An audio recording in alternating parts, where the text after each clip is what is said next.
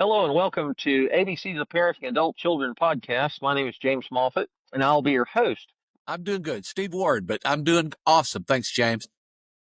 Steve Ward is our guest today. And Steve, tell the listening audience a little bit about yourself. Well, I'm a parent. We work with lots of parents. A lot of that was born out of the fact that as our two boys got into the middle teen years and teen years, one of them struggled, one of them didn't. And so we went through some dark times there. But that inspired me to leave the business world and start a nonprofit ministry. And we do a lot of work with parents, especially parents of teens and young adults. Well, that's awesome. And where are you located? Birmingham, Alabama. Birmingham, Alabama. Roll Tide. There you go. Yeah, we had to adopt an SEC team over here. My wife and I both came from ACC schools, so we Okay. yeah. All right. So I want to read this little blurb off your Podmatch profile. It says, exploring how practical life improvement steps can support parents and families of adult children. Steve Ward shares insights from his journey through faith-driven solutions to common challenges. This episode should focus on actionable strategies to foster emotional well-being and spiritual growth in family dynamics. That's a really good little introductory paragraph. And if you want to build off of that, then feel free to do that. Yeah, I mean, the short version of a long story is 3 out of 4 members of my nuclear family struggled with substance abuse. So we were exposed to the world of recovery and counseling and therapy in a lot of different ways. And it just really hit home with me that we are all, holistic, integrated beings, right? And we operate emotionally, mentally, spiritually, socially, and personally.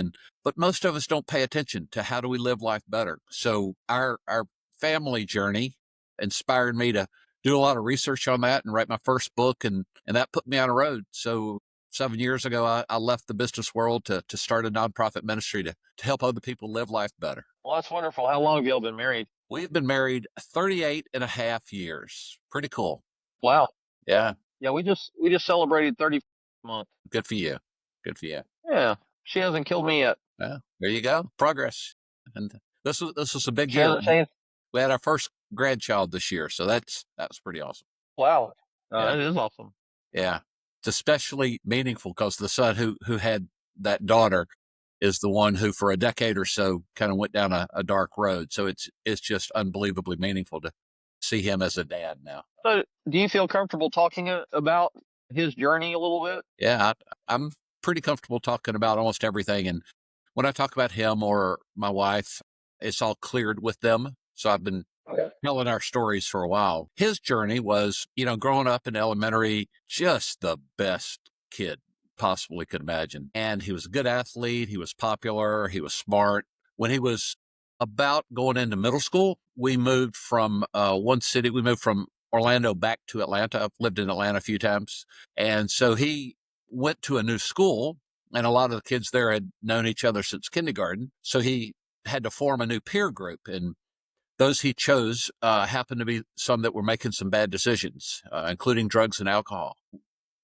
As it is for parents, right? When one of your kids is starting to make bad choices, at first you're frustrated. You don't know really what's going on. You're scared. You're trying to figure out the right steps to take. So you're on that journey of, has our son or daughter really changed that much, and what's really going on in their life? And as evidence shows that it's getting worse and worse, it did. It got more dramatic. So at 2 different times over the next few years, he needed to go into residential recovery program, once for 6 weeks and once for a year.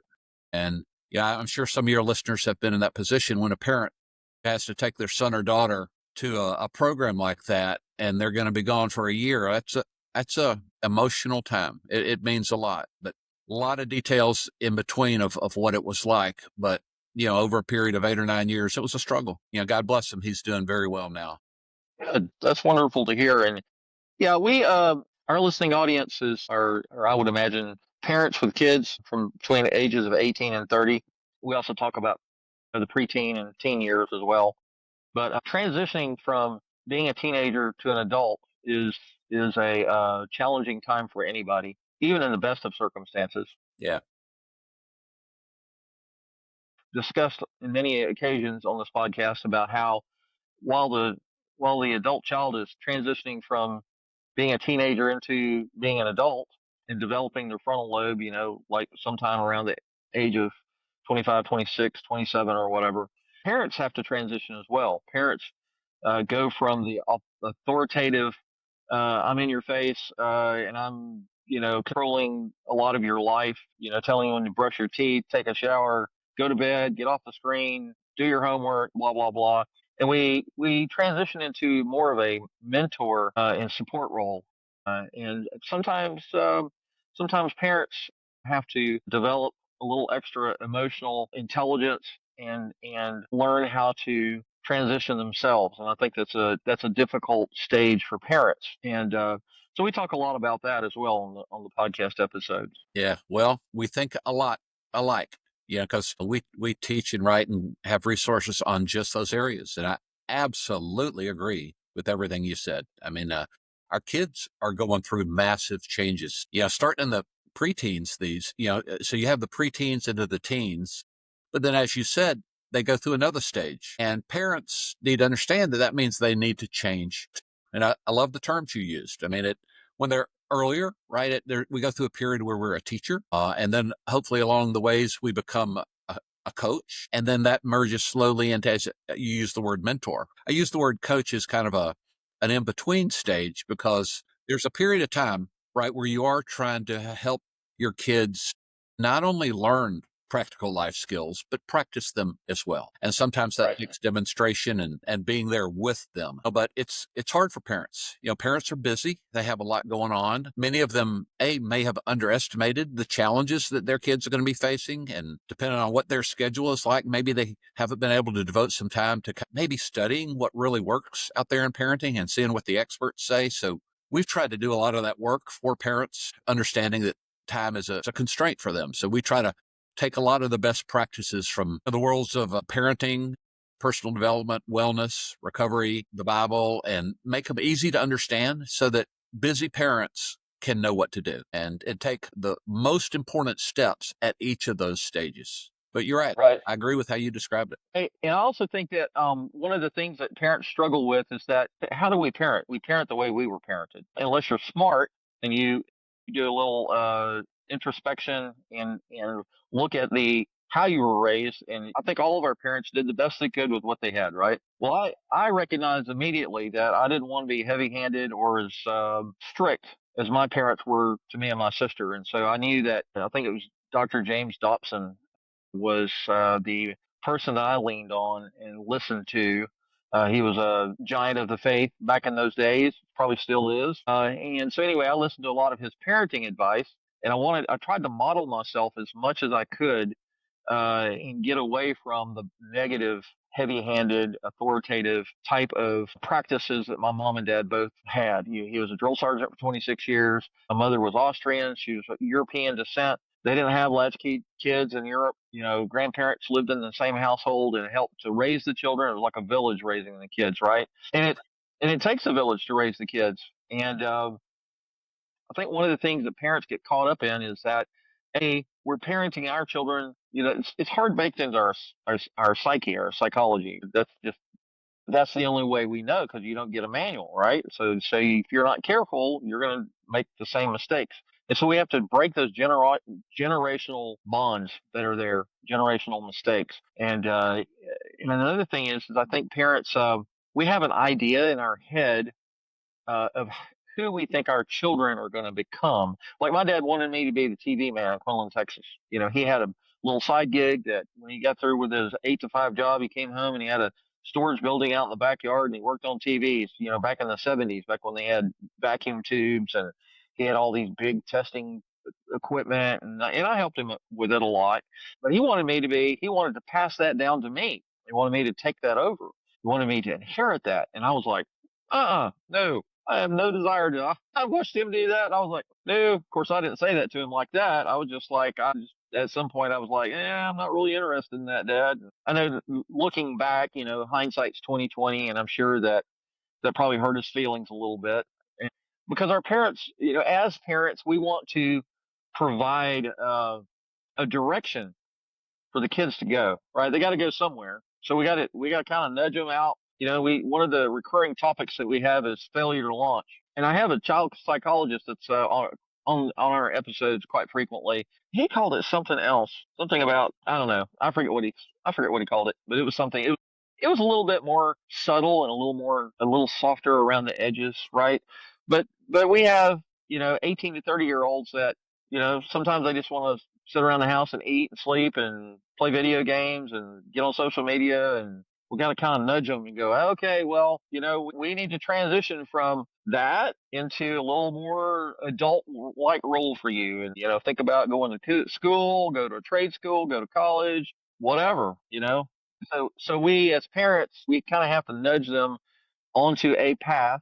And then once they're on that path, then we have to learn how to kind of let go of them a little bit and let them experience life and find out what they're passionate about. What makes you tick? What are you passionate about? And I think as parents, when our children fail to follow the path that we feel like they're supposed to be on, we kind of internalize that as maybe a failure on their part when it's not really a failure on their part. They're just trying to figure out life, you know.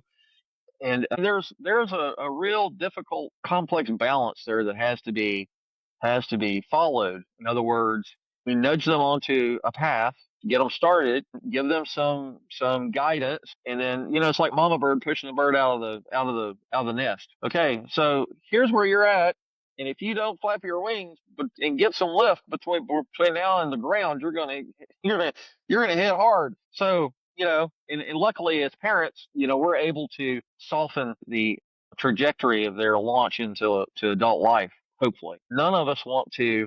We don't want any of our children to experience the bad consequences or the negative consequences of bad decisions that we made when we were young adults, right? Yeah. Well, there's a lot of things to unravel in what you said. You had a lot of wisdom just in that short talk. One is we are partly a product of how we're raised. That still means it's our choices as we grow up on what kind of person we're going to be, but we're all influenced by that. So if we understand that, that gives us some helpful insight. As with you, right? My father, I had great parents, but my father, as maybe yours was creature of his generation, right? So what I learned from watching him is that my job is to work real hard and support a family. In other words, he was a worker. He wasn't really big on relationship, so we got along great. I was never treated badly, but we didn't have a deep relationship. And even though later, including sadly at his funeral, where it hit me how he was proud of me and of his other kids, I never heard that growing up. So all of us are learning how to live life as we grow up, consciously or unconsciously. In our elementary age, teenage years, we're all trying to find the way we want to feel and avoid pain. And we develop these little strategies on how to do that. Some of it's influenced by our parents and our upbringing, and some are our choices. And what we don't know is that we take those with us into the adult age. And because a lot of us are just not intentional about developing the life skills to live effectively as adults. And unfortunately, a lot of parents don't maybe understand the importance of that. A famous educator, I think his name was Howard Hendricks, once said, most parents think their job is to raise a good boy or girl. Said, that's not their job. Their job is to raise a good man or a woman. So we should always be thinking, yes, we're taking care of them and we're supporting them and encouraging them along the way. But our objective is so that they can leave the nest. They can go out and be happy and balanced and effective and productive and have good relationships on their own, hopefully develop a faith of their own, right? That's what success is. That means avoiding the downside and some of the problems we face, but also trying to help them maximize who they have been designed to be. And that takes some thought. And that's why, a lot of our parenting, we branded under the term proactive parenting, right? Which just means it is a lot of what you said, right? It means understanding that your kids are changing and therefore you need to change too, but to be proactive, to be balanced, to be relational, to be informed and thoughtful, and to be intentional. And that takes some thought. Most of us, we have a plan for our finances, and we probably build a plan at work, and we probably build a plan for our vacations. But how many of us have a parenting plan, right? Where we just thought about each of our kids individually and saying, what are their strengths? What are their areas to watch out with? What are they struggling? And how can I walk alongside of them and mentor them and coach them in a way so that they can become the person they are meant to be? It takes some thought and intentionality to do that. Well, one of the things that you brought up, and one of the themes or one of the topics that we talk about sometimes is financial literacy. Like my parents were great with finances. They bought a house in 1969 or 1970. I think 3/4 of a acre or something like that. I don't know. It was 3 bedroom, 2 bath, brick house. I think they paid $30,000 for it back in the day, and they got a 30-year mortgage and paid it off in 15. So I remember that. And I remember my dad sitting down with a checkbook and he paid bills on a monthly basis. He wrote out checks, stuck them in an envelope, lick and stick, stamp on it, and put it in the mailbox. But they never taught me budgeting. They never taught me finances. And so financial literacy is a very, very critical life skill that I think parents should be teaching their preteens, teens, and adult children, because finances, they're not handled correctly, they can it can create a whole world of problems, Yeah. right? And it's really expensive to live, as you well know. And when let's say our children go to a 4-year college, they've got student loans, whatever. They get out and they're trying to find a role in the chosen profession that they're in, and because they're just now beginning in that role, they're not going to make a whole lot of money initially. They're going to start out at the bottom of the toilet pole, and so when you go out on your own, you got to have deposits. You got to have a pet deposit, you got to have light deposit, gas deposit, water deposit. You got to have all these deposits, including the first month and last month's rent, right? If you're renting an apartment or whatever. And we as parents can soften that blow a little bit by providing some underpinning, so help them with a little bit of finances if necessary. But anyway, financial literacy is certainly a skill that we should be teaching our kids. It's part of a broader portfolio of the practical life skills it takes to live life effectively.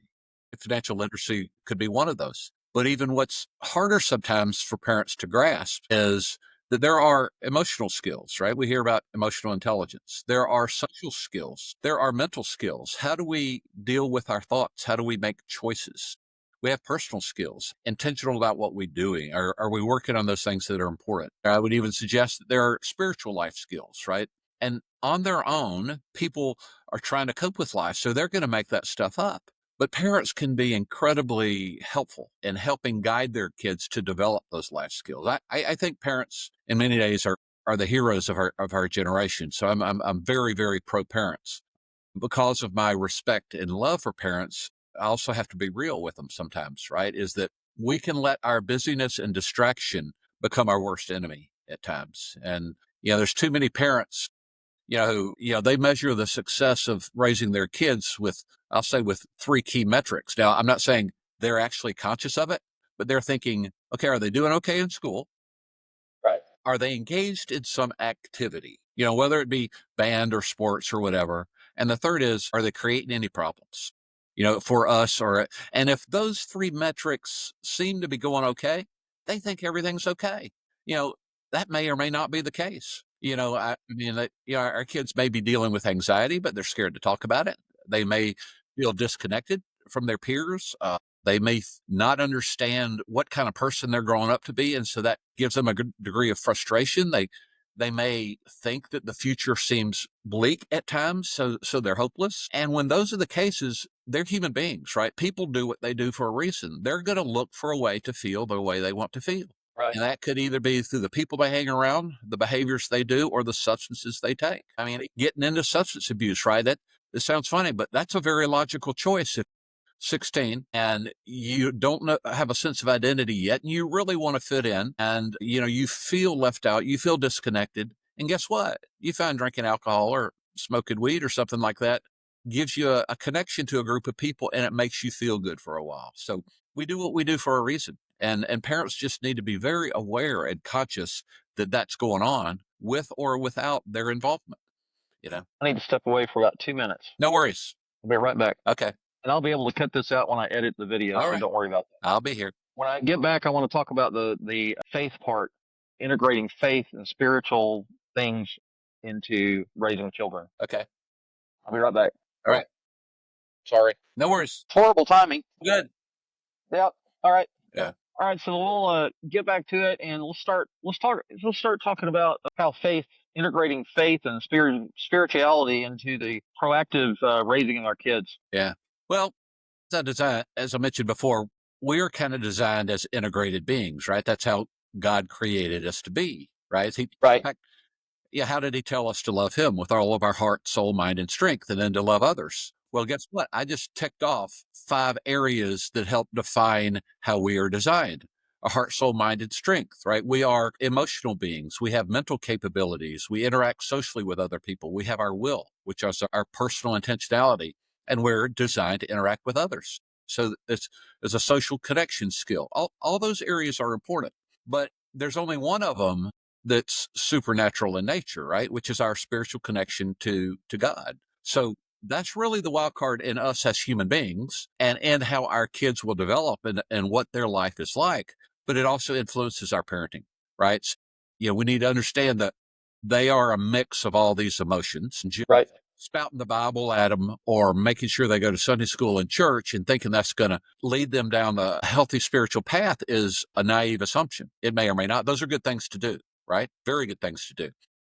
But we're trying to I help them develop their own spirituality themselves, right? And find the truth. think it's important that as we raise our kids, that we model good behavior to them. Like how do our children learn compassion and love and peacefulness and kindness and all the fruit of the spirit it talks about in Corinthians. Well, the best way for them to learn it is for mom and dad to model it with one another and with them, Yeah. right? Yeah. And so it's important that we don't take the mantra of "don't do as I do as I say," right?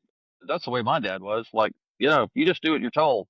Don't worry about what I'm doing, because I'm an adult and I'll just do what I want to do. I was like, well, it's kind of a conflicting there was a little bit of a conflict there, and of course I didn't dare challenge him in that, but I think we both agree that modeling good behavior in our daily lives is probably the best teacher. Yeah.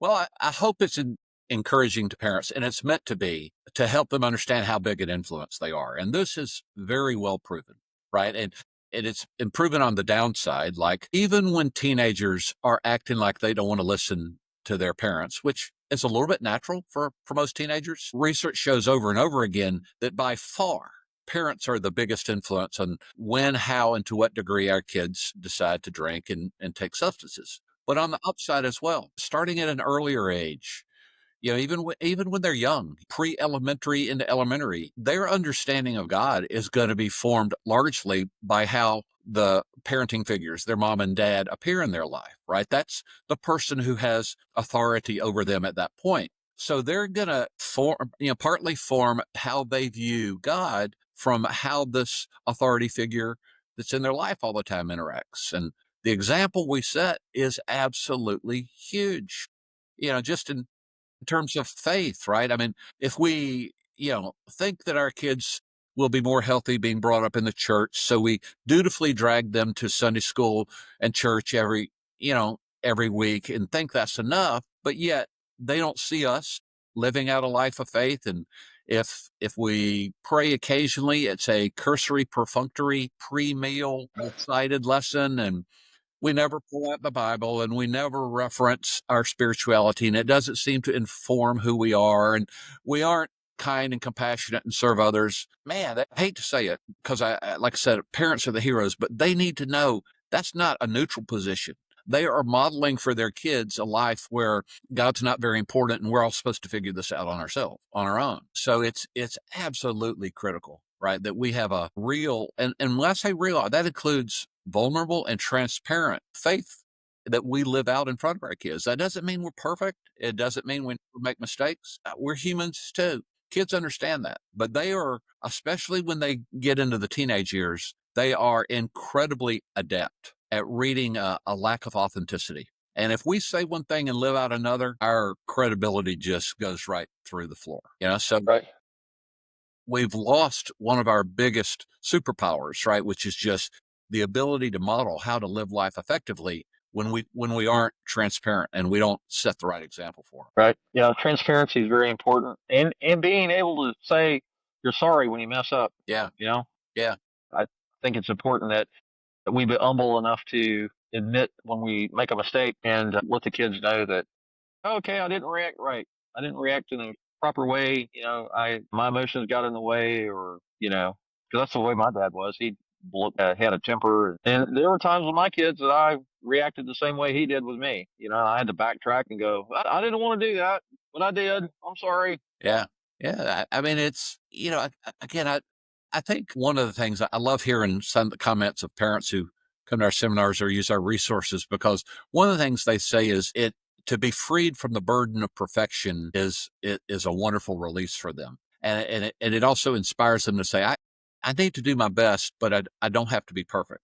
And as you just said, it is a powerful lesson to say to one of our kids, John or Mary, I just think I've been too angry lately. And there are reasons that are causing that, but that's on me. And I want to apologize for that. I know it showed up on you. I want to apologize. And I'd like to ask if you would forgive me on that. And I'm going to be working on it. And you have my permission to call me out on it occasionally. If I get too angry with you, let me know, because I sincerely want to get better. And I hope you'll forgive me. That's an incredible life lesson Absolutely. for our Yes, kids. absolutely. Let me ask you one of these probing questions. I think you already answered the first one. What critical steps can parents take to aid their children in recovery? To help if their children are going through recovery or if they're going through recovery. What critical steps Yeah. can parents take Yeah. to aid their children in recovery? I'll answer that in two parts. The first is coming at it from a standpoint of what can you do to prevent recovery being needed? In other words, what inspired me to do what I do now, right, is that 3 of the 4 members of my nuclear family had substance problems. And in recovery, I saw that what you learn there is it's not just a black art for dealing with substances, it's a balanced lifestyle to live life effectively. And if you live life effectively, by the way, including the way God designed it to be lived, we will tend to prevent those self-caused problems in our life. So I thought, why don't parents raise their kids this way? So whether your kids are in elementary age or in the preteens or the teens, even if you haven't foreseen or seen warning signs that there's a mental health or a substance problem, you need to be preparing them to live life well so that they'll avoid those things. And we have a methodology called PACES for parents, and that's an acronym. The P is for preparation, right? Understand that they're changing and you need to change too. The best way to be the best parent you can be is to be the best person you can be. So to get ready for that, preparation, to be proactive. The A in PACES is for awareness, to know that they're changing and to want to know what's really going on inside of them, to be aware of the challenges they're facing and to be aware of what you're going through. The C in PACES is for connection. It gets harder to talk to our kids when they're teenagers, but to connect with them where they are with empathy and with compassion, but yet still with truth and setting consequences when they need. The N for PACES is for education.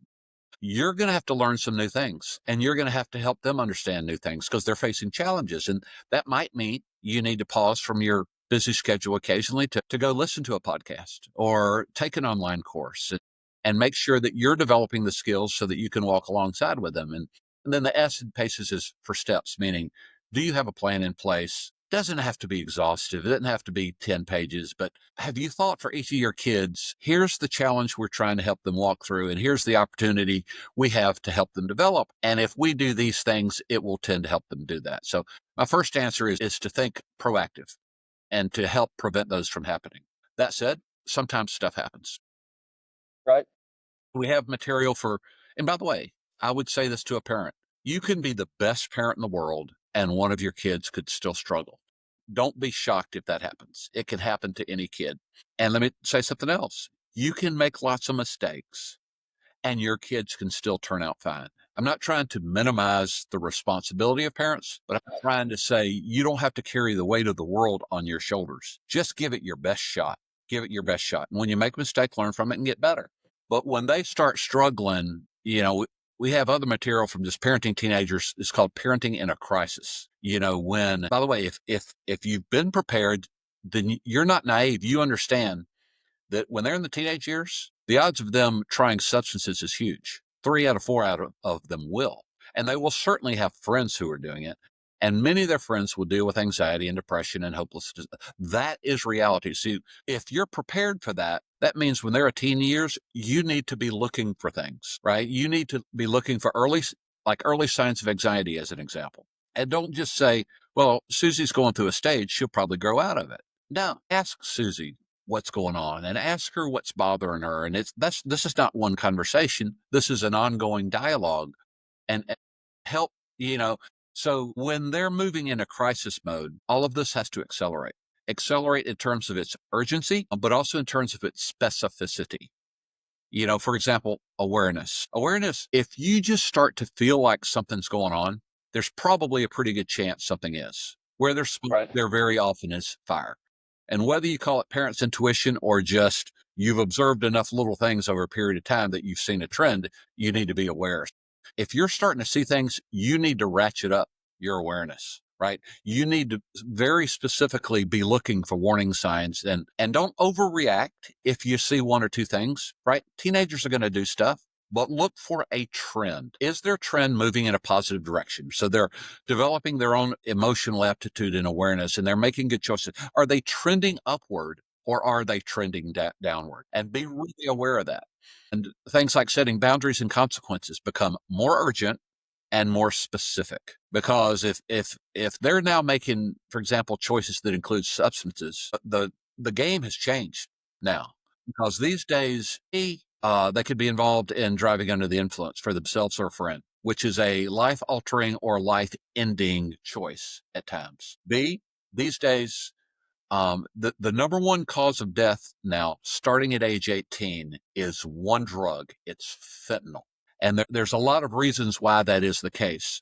But it's not a scare tactic, right? This isn't a DARE program. It's reality to say your son or daughter can be at a party and they can not feel like they're fitting in. So they have a couple of drinks and hey, well, now they're part of the crowd and they're more relaxed. And their best friend could say, hey, I have this pill. I think it's a Xanax. I think it'll relax you more. It's a prescription. Why don't you take it? That pill could be laced with fentanyl. And so again, I understand what I just portrayed is not meant to be a scare tactic. It's happening all over the place. Absolutely. Absolutely. That's why, policemen and women and, medical people, that's why on their hip right now, they're carrying around, something called Narcan, right? Which is to help prevent death from an opioid overuse, which is what fentanyl is. So the point being, as you detect a crisis, everything needs to accelerate in terms of your timeframes, but also in your specificity.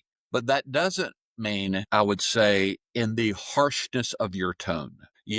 You can set tough boundaries and tight consequences, and you can stick by them 100% of the time.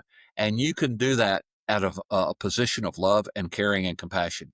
And you can do it without anger.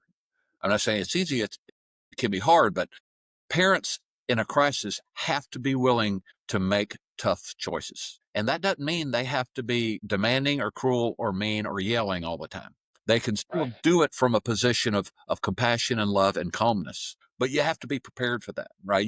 You have to have anticipated ahead of time and set a boundary that says, okay, you're 14 or 15 now. We know a lot of your friends are drinking, and we know that a lot of them are probably smoking marijuana. Let's discuss what our boundary is going to be and what the consequences are going to be, and calmly set that. And so then if they make a mistake, you're just saying, okay, we're now going to allow the consequences of your choices to occur. And you can calmly enforce that boundary you've put in place. You don't have to react emotionally and go crazy on them and lock them in a room for 6 months and take away their phone and think that's going to make everything better. So that's why being intentional and proactive becomes important, but it has to escalate. And if you're detecting early signs of a crisis. Right. Good stuff. I guess you could say we're the overseer, or we're the watchman on the by the gate, the watchman on the tower, right? We're watching for signs of danger, and that's part of being an adult, and it's part of being a parent. Is that we want to steer our children away from danger. We don't we don't want them to experience a fentanyl overdose or heroin overdose or LSD or cocaine or any of those drugs, right? And a lot of people, adults included, imbibe or use gateway drugs, marijuana, and other alcohol. Alcohol it's almost a acceptable drug in America. And alcohol addiction and kills people on a daily basis. Mothers against drunk drivers. And anyway, that's the reality of parenting in 2025, or any year for that matter. We have to be aware of the dangers and do the best we can within our ability to educate ourselves and our children. Right? Yeah. When I had decided that because of our life experiences, that I felt called toward some type of ministry, sort kind of nonprofit endeavor. So I was kind of plotting my exit strategy. I was with IBM for 38 years, right? So when I was plotting my exit strategy and trying to form what nonprofit ministry future will I move toward, I've been pretty transparent with the pastors of my church, right? They knew about our background. They knew I was moving in that direction. And the youth pastor came to me one time, and this was a youth pastor who'd been doing it for 25 years. And he was imploring me to say, in your ministry, please, please include a focus on parents of teenagers. He said, let me tell you what it's like at the high school up the road for our church. He said, similar to what you just said, James, is that drinking alcohol and smoking, weed or something like that, it's not looked down upon. It's normal. Even kids who may choose not to do it, they don't think there's anything wrong with it. That's normal. What he said is, though, the problem is from there, a lot of them are starting to take pills where the danger goes up. And if the opioid pill that they got out of the medicine cabinet because the mom and dad got them at the dentist or the doctor, if they like how that makes them feel, but they don't have the money to buy those things over the internet, which you can do, one of their friends is going to suggest these days what it sounds like a reasonable alternative. Hey, I know something that's cheaper than those pills and it makes you feel better and it's easier to get. It's called heroin. He said that's what's going on with some of them. And some of the kids are hopeless enough that every once in a while they'll attempt suicide. James, these days, I've heard this statistic 1,000 times, and it hits me every time. 19% of young people contemplate suicide. That's almost 1 out of 5. That's crazy. That and about 9% will actually attempt it. So that's crazy. And so that influenced the direction of what we did. And by the way, he said, you know what the norm is for parents? Because he dealt with hundreds of parents. He said they're scared to death. They don't know what to do. So they circle the wagons and don't get any help and hope that it goes away. Not good. Absolutely worst thing you can do. Absolutely worst thing you can do. But I understand that. Yeah. Unless you've actually dealt with it personally or experienced it in your family growing up, and also parents our age, we're baby boomers, right? And we were born and raised in the 60s and 70s and 80s. And back then, I remember today, my parents told me that whatever happens in this house stays in this house. What happens here stays here and it doesn't go outside that front door, right? So we were taught at a young age that we do not talk about issues going on in our families, Yeah. right? And so the emotional intelligence, the emotional awareness, and over the years, family counseling, therapy, all of those things have evolved. Thank God they've evolved. You can get, I tell people all the time, call 211. That's the United Way. Tell them what your issues are, what the problems are, and they'll hook you up with whatever programs are out there. There's pastoral counseling. Churches have pastoral counseling. They have family counselors. They have therapists, and it may not be free, but a lot of these therapy sessions they'll let you pay according to a sliding scale, depending on how much money you make or don't make. Right. So, and that's a real issue with parents in that they're juggling a budget and trying to get bills paid, and they may think, well, we can't afford that, when in fact there might be a resource out there that you can afford.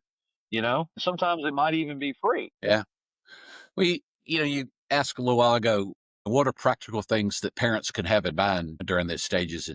And I kind of mentioned the positive, proactive things aligned with this methodology called PACES. But let me tell you the downside. In other words, what parents can look out for and avoid. And I'm going to mention 5 statements that I have heard way, way too much. I often hear them from parents when they're in the crisis stage, right? They've found the pills, or their son or daughter has been brought home with a DUI, or something's going wrong, and I've heard it, James, from parents who've lost a son or a daughter. And I'll mention quickly these 5 statements because they are clues for parents to say, excuse me, if any of these thoughts are in your head, it is a signal. It's a wake up call to do something. The first of them is, and I'm going to say these in the past tense because I hear them in the past tense, and this is when it's saddest. I'll hear, we didn't think it could happen in our family. That is Right. incredibly naive these days. It can happen in any family. The statistics are roughly the same whether you are church going or not. It can happen in any family,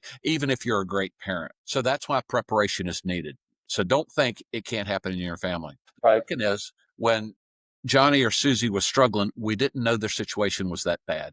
So this is awareness. Pay attention in the early stages to loneliness or isolation or anxiety or depression or peer pressure or all those things. Don't say, we didn't know how bad it was.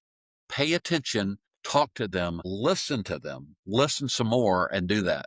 The third thing I hear is, well, when they became teenagers, it was hard to talk to them anymore. You're right. It is harder. That means, therefore, you need to change your approach and change your tone.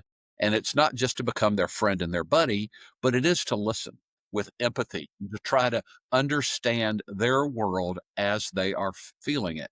The fourth I hear is, well, when they were struggling, we didn't know what to do. I get it, but you can go find what to do. We, you know, out there in the world, and Steps has practical resources that will help you know what to do. And the fifth thing I hear, which is maybe the saddest, is we waited too late and we should have done something sooner. And I've heard that from parents who've lost a son or daughter. I know someone who lost both of his sons. And you don't want to be the parent saying one of those things. So flip it around, and it adds up to being prepared and aware and connected and educated, and have a plan with steps in place. That's awesome. I think I need to have you on again sometime in the near future so we can talk about more of these things. I know there's a lot to talk about, and I don't think we're going to have time to touch everything. There's like 6 or 7 more questions I could ask you, but we're getting up to the 50-minute mark. So, you like to tell the listening audience about your resources on the web or whatever, books or whatever that they can get a hold of? Yeah, the easy place is to go to lifeimprovementsteps.com. Again, that's lifeimprovementsteps.com.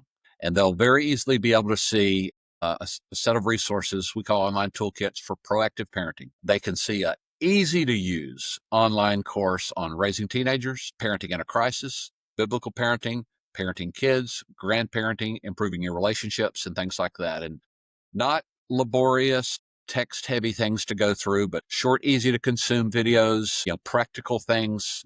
We're called Steps for a reason, right? That's the name of our ministries. Practical steps they can take, questions they can ask themselves. So if they do anything, go there, and get started down that path. Because you don't have to be perfect. You can't live your kids' lives for them, but you can make a difference in their lives. You can. I really want to encourage you. And no matter what they're going through or what you're going through, there are things that you can do that can help. And if you find a struggle, if one of your kids struggles, it's not unusual. But amazingly, if you hang in there with them, your relationship with them will be bigger, will be even better than it was before. And uh, and you will be in a position to help them. And God is incredibly creative on using our tough times to do some of His best work. So I wanted to bring your website up so people that are good. watching the video can What see it. Do you see it? I do, if they clicked on that top button called Toolkits, they would see one called for a whole section on proactive parenting, and it has all those resources I just mentioned. Go down one more to proactive parenting. There you go. Click. Okay. Yeah, click that. All right. I did. So and if they page right down, they can click on resources like that. Those are some that I just kind of rattled off, and there's more there as well. Easy to use, easy to understand. They can go through them and use them at their leisure. I'd urge them to share them with other parents that they know. Um, and I mentioned this one more thing, right? It Steps, we're not making this stuff up, right? What we're trying to do is to mine some of the best wisdom that's out there, right? We study a few disciplines, which are recovery, the Bible, wellness, personal development, psychology, neuroscience, those things. And if you look across those disciplines, there have been things that have been proven to work in a parenting context. We just try to pick those best practices and make them easy to understand and put them in practical steps so that parents actually can see what to do. That's awesome. It's all good. Well, Steve, I appreciate you being on the podcast today. Again, I want to invite you to come back for another episode at some point, I'd be glad. so we can dig a little deeper into some of these things. I know we were unable to touch everything, there is like you said, you have a website. We showed it. I shared it. Life improvement lifeimprovementsteps.com. That's It's it. real easy, just like it sounds. There you go. So to my listening audience, I want to say thank you for the privilege of your time. You can listen to the podcast on Captivate FM, Amazon Music, iHeartRadio, Apple Podcast, and Public Radio. You can watch the video episodes on rumble.com. And also, I'm uploading them to my YouTube channel. And that's youtube.com/at Chief Propellerhead. You can just you search for James Moffitt on YouTube and you'll find me. We have a website called parentingadultchildren.org. That's a common spelling, parentingadultchildren.org. You'll see the website provides contact information. You can leave me an email. You can send me a voicemail. There's a blog where I go in and I update it to show upcoming show schedules for the next 60 days. And there's a place to leave a review for this podcast episode. At the very top, you can click. Let me do this. Let me just bring it up and share it so people can see. Let's see. Parenting Adult Children podcast. There we go. And share. I'm trying to get better at this. I'm trying to get better at sharing things. So there it is. ABCs of Parenting Adult Children. You got home, episodes, about, blog, reviews, contact, and follow. So there's a lot of information here. If you click on the blog, you'll see a lot of posts in here. I go in and I actually create a post for each one of my podcast episodes, or I try to anyway. But like I said, there's a lot of information here. You just scroll through it. Reviews. Here are some reviews I've gotten. If you're on Apple Podcasts, I think 88% of my listening audience has an iPhone or an iPad or a MacBook or whatever, and everybody likes to visit Apple Podcasts for their episodes. Right there on that screen, you can actually leave a review for that episode. So I would encourage you to do that as well. Back to where I was. I try to release a new episode every Friday morning at 8 a.m. And then the Monday before, I release magic clips to my Facebook parenting support group, and which is facebook.com/tough love parents. And then I just started recently. I've got an Instagram channel which is Parenting Adult Children 125, and I have a TikTok channel now. This old fart is getting into TikTok. I've been resisting it for years, but all my social media gurus are telling me that if I want to expand the reach of my podcast, I need to get into TikTok. So I upload little magic clips to TikTok for both of my podcasts. So you can see me on TikTok too. There you go. So anyway, So you can teach an old dog new tricks. yes, you can. Yeah. Well, I spent 30 years as an IT specialist, so I've actually got the technology part of it down. Yeah. I was just being resistant to TikTok because I'm not real fond of it. It's from China, all the negative connotations that it has. And it has a lot of garbage on it, but it's like any social media. You have to take the good with the bad, and you just have to filter out all the bad and just stick with the good stuff. And so when I get bored, I watch the cat and dog videos. Those are really fun. All the other garbage, I just kind of scroll past it and don't watch it. But I like putting I got like 30-second or 60-second magic clips that Riverside helps me to create, and I put those up on a social media platform so that people can see what's upcoming, and they can listen to it and go, oh, well, I like that. I have to go listen to that or go watch that, or they'll go, well, maybe I don't want to watch that, maybe that's not for me, which is fine. It's a resource that's there to educate and to help parents get the resources that they need. So now that I've run on for 10 minutes, Yeah. I'm just going to say bye. Everybody have a good day. Thanks for being here. And Steve, thank you for being here. My pleasure. I love what you do, James. Steve Ward. I'm going to get your name right this time.